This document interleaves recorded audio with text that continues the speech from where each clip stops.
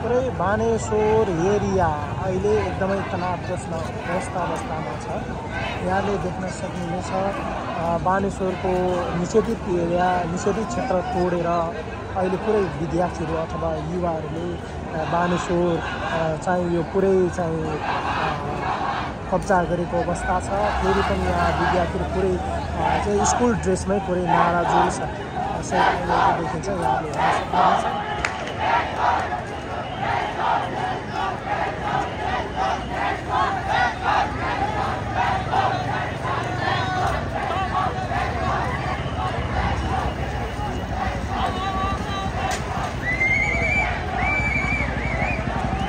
चाहिँ खपिराखेको स्थिति छ। यहाँबाट चाहिँ पिएफको टोली यसरी निस्केको छ।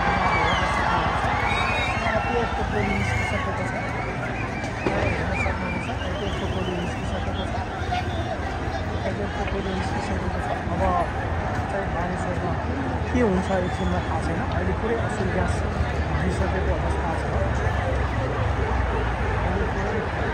पिएफको टोली अगाडि बढिसकेको छ।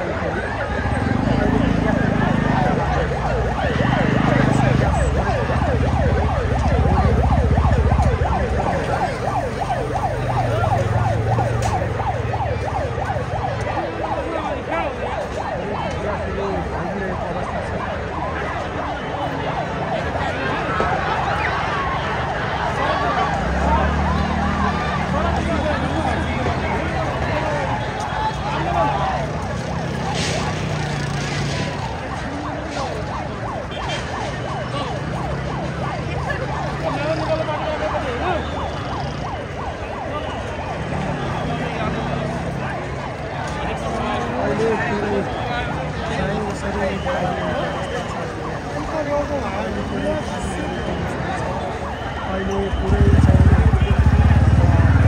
विद्यार्थी युवाहरूलाई यो ठाउँबाट खाली गर्नका निमित्त पुरै चाहिँ अहिले टियर ग्यास हानिसकेको अवस्था छ। अहिले टियर ग्यास हानिरहेको अवस्था छ। यहाँले देख्न सक्नुहुन्छ विद्यार्थीहरू स्कुलको ड्रेससँगै किताबसँगै आज चाहिँ यो बानेश्वर चोकमा आन्दोलनमा देखिरहेको छ। अहिले विद्यार्थीहरू यहाँबाट तपाईँले हेर्न सक्नुहुन्छ।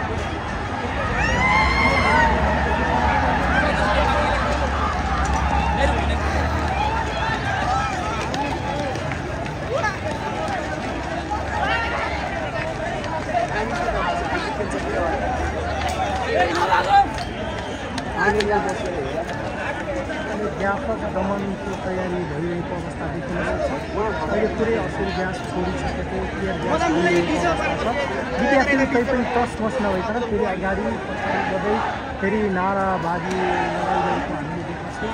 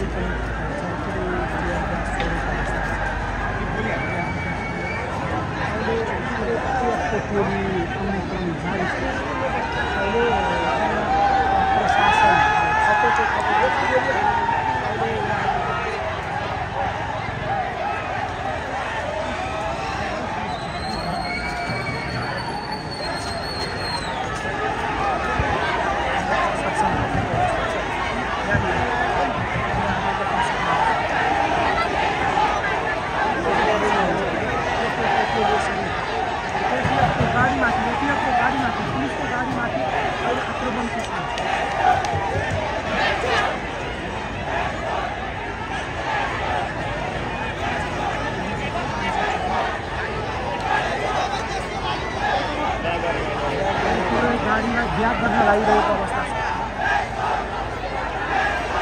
गाडीलाई ब्याक गर्न लागिरहेको अवस्था छ।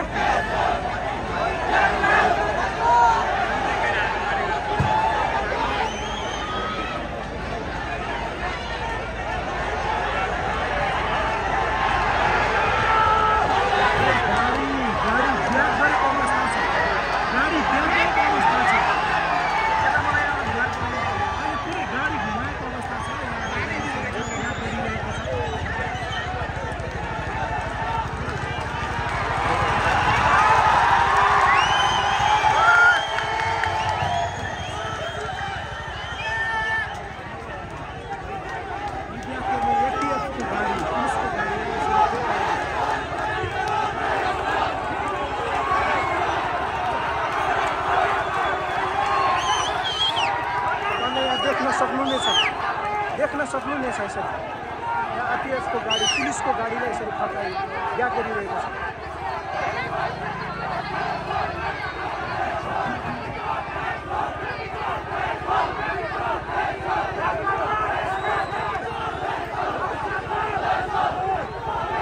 अब यहाँ दोहोरो झडपको अवस्था सिर्जना हुन सक्ने अवस्था धेरै खतरा छ। यहाँले देख्न सक्नुहुन्छ यहाँ अहिले एपिएफको टोली अथवा पुलिसको बाहन गाडीलाई चाहिँ यहाँ ब्याक गराएको अवस्था छ।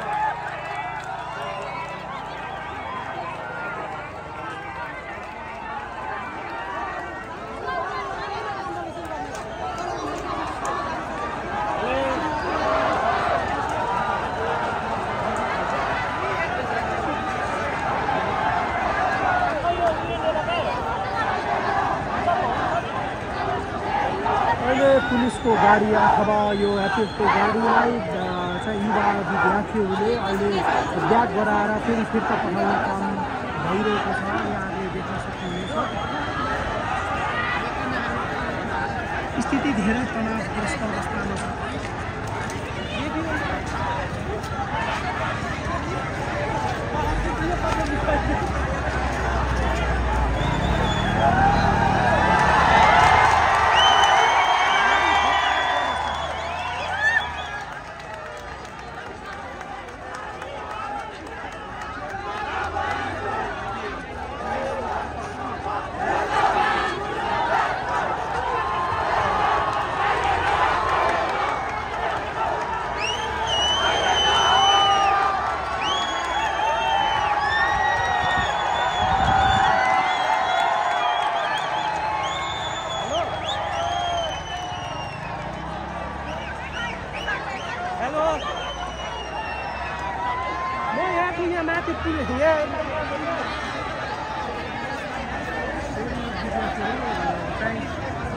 चोकतिर फर्किने क्रम जारी छ।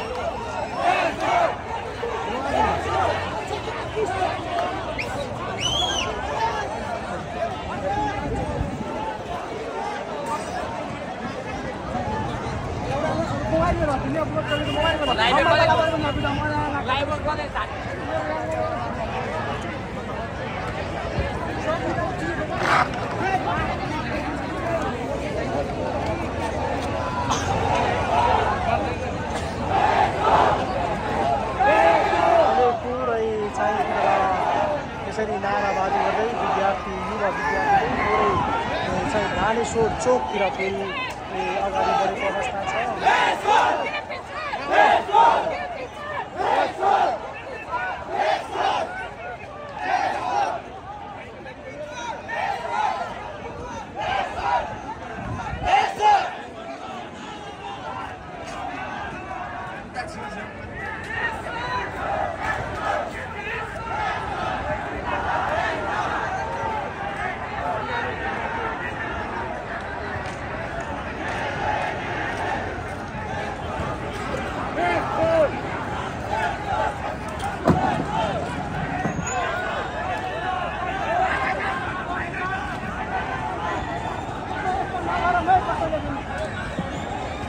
अहिले बानेश्वर एरिया पुरै तनावग्रस्त अवस्थामा पुरै यहाँले हेर्न सक्नुहुन्छ।